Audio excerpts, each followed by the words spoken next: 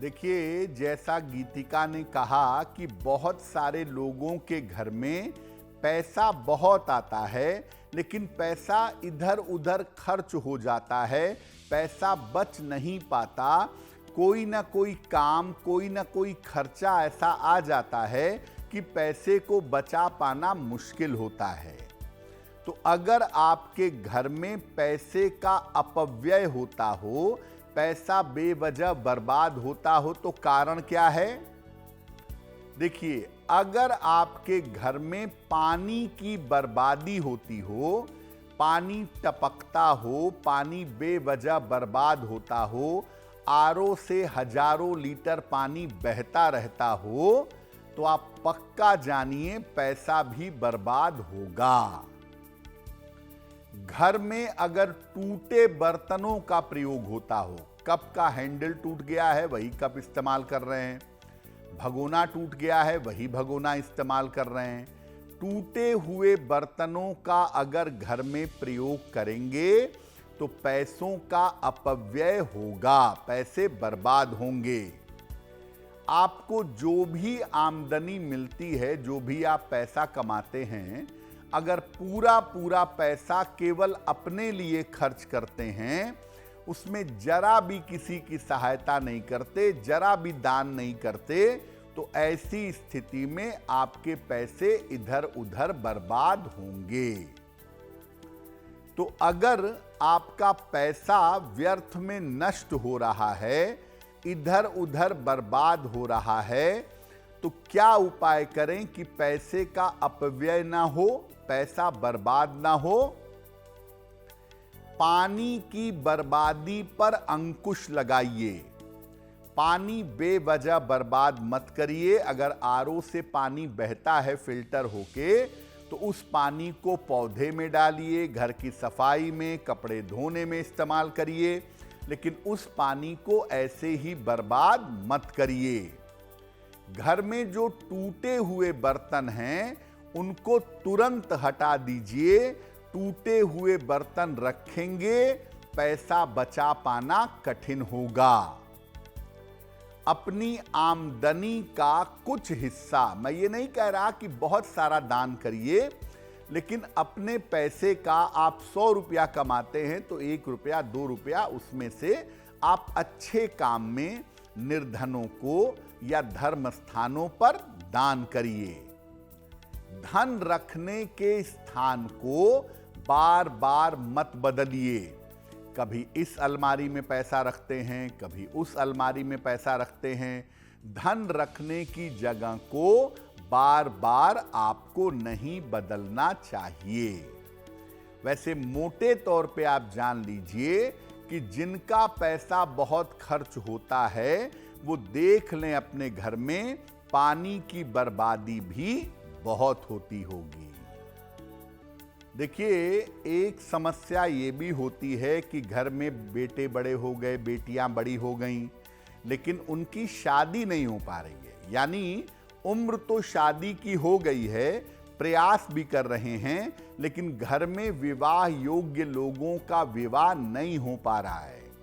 आपकी बेटी का या आपके बेटे का क्या कारण होता है? देखिए, जिन घरों में गलत आमदनी आती है, जिन घरों में गलत पैसा आता है, उन घरों में विवाह या शुभ कार्य की संभावना घट जाती है। अगर आप दूसरों को कष्ट पहुंचाकर, दूसरों को बेवकूफ बनाकर पैसा कमाते हैं, घर में लाते हैं, तो घर में शुभता कम होगी। घर के बड़े बुजुर्गों का अपमान होगा। अगर घर के बड़े बुजुर्गों की आलोचना, अवहेलना की जाएगी, उन्हें परेशान किया जाएगा, घर में शुभ और मंगल कार्य नहीं होगा। घर में कोई पूजा उपासना नहीं होती, कोई प्रार्थना नहीं होती। हम ये नहीं कह रहे हैं कि आप रोज बैठ के अनुष्ठान करिए, रोज बैठ के यज्ञ हवन करिए, ये नहीं, लेकिन सामान्यतः अगर घर में दोनों समय कोई प्रार्थना नहीं होती, दोनों समय कोई पूजा उपासना नहीं होती, तो घर में शुभता रहेगी नहीं। और घर में अगर शुभता नहीं रहेगी, तो घर में विवाह योग्य लोगों का विवाह नहीं होगा।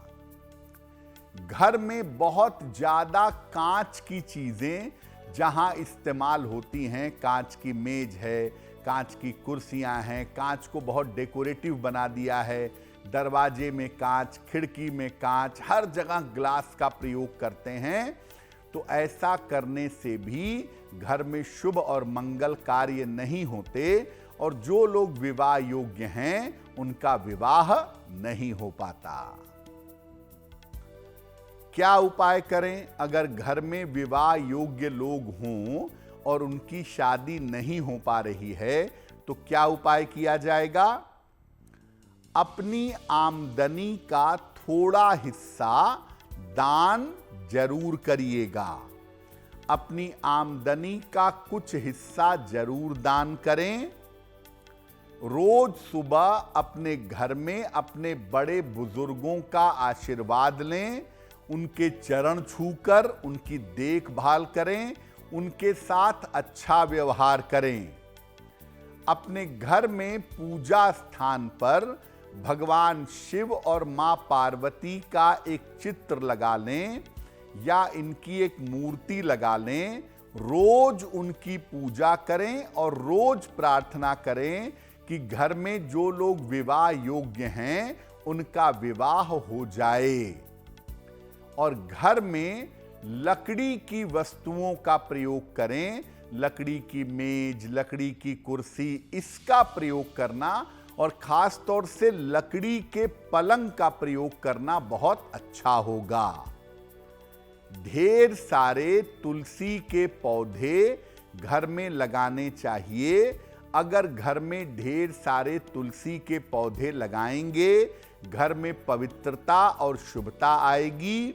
जो लोग विवाह योग्य होने के बावजूद विवाह नहीं कर पा रहे हैं, उनकी शादी जल्दी हो जाएगी।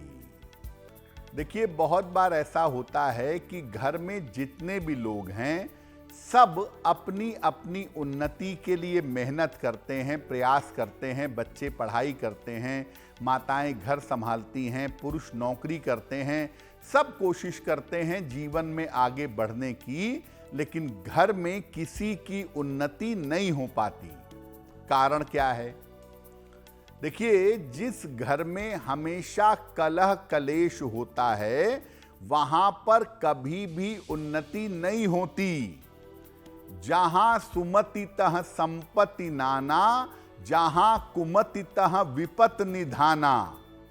जहां पर कुमति होगी, जहां पर कलह कलेश होगा, वहां पर विपत्तियां आएंगी, उन्नति नहीं होगी। अगर आप अपने सहायकों के साथ, अपने ड्राइवर, अपने ऑफिस के लोग, अपनी मेड, इनके साथ अच्छा व्यवहार नहीं करते तो भी घर में किसी की उन्नति नहीं होगी। अगर आप अपने घर की महिलाओं को प्रताड़ित करेंगे, घर की महिलाओं को परेशान करेंगे, आपकी उन्नति नहीं होगी। आपके पैसे फालतू में बर्बाद होंगे, आप बीमार होंगे, अपयश के शिकार होंगे। बिना वजह दूसरों को अगर आप जानबूझकर परेशान करते हैं, दूसरों को कष्ट देते हैं, तो ऐसी स्थिति में भी आपकी और आपके घर वालों की उन्नति नहीं होगी। तो घर में उन्नति ना होने का सबसे बड़ा कारण है घर का कलह कलेश और आपका व्यवहार। अगर आप इसको ठीक रखें, तब जाकर आपके घर की और घर के लोगों की उन्नति होगी। क्या उपाय करें? घर में जितना संभव हो शांति बनाए रखें। घर में प्रेम से रहें, शांति से रहें। अपने सहायकों के साथ, जो घर के हेल्पर हैं, ऑफिस के हेल्पर हैं, इनके साथ और महिलाओं के साथ अच्छा व्यवहार करें। नियमित रूप से गजेंद्र मोक्ष का पाठ करिए। रोज सुबह के समय एक बार गजेंद्र मोक्ष का पाठ करना भी अच्छा होगा।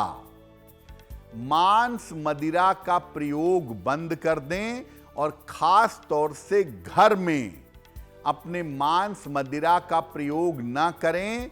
जिन घरों में मांस मदिरा का प्रयोग होता है वहां बच्चों पर और बच्चों की उन्नति पर सबसे ज्यादा बुरा प्रभाव पड़ जाता है। अगर आप मुझसे जुड़ करके अपनी समस्याओं का समाधान चाहते हैं और चाहते हैं कि आपकी समस्याओं को ज्योतिष के माध्यम से सुलझाया जाए तो आप हमसे संपर्क कर सकते हैं, जुड़ सकते हैं एस्ट्रो तक पर।